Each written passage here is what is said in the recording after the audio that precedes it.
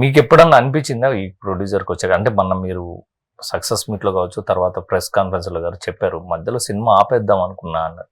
అంటే financial struggles వల్ల, financial struggles వల్ల సినిమా ఆపేద్దాం అనుకున్నారు. ఆపేద్దామని కాదు కానీ ఇంత ఒక బడ్జెట్ మనం అనుకున్న దానికన్నా చాలా ఎక్కువ అయిపోయింది. అండ్ ఎక్కడి నుంచి తెస్తామండి అన్ని డబ్బులు?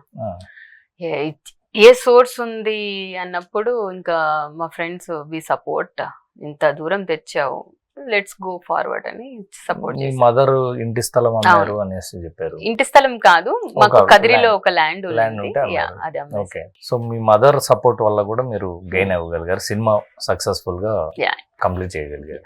సో బడ్జెట్ పెరుగుతున్నప్పుడు, అంటే మామూలుగా చిన్న సినిమాని ఎవరైనా కూడా ఒక 6 months లో తీయాలి, లేకపోతే 1 year లో కంప్లీట్ చేయాలి.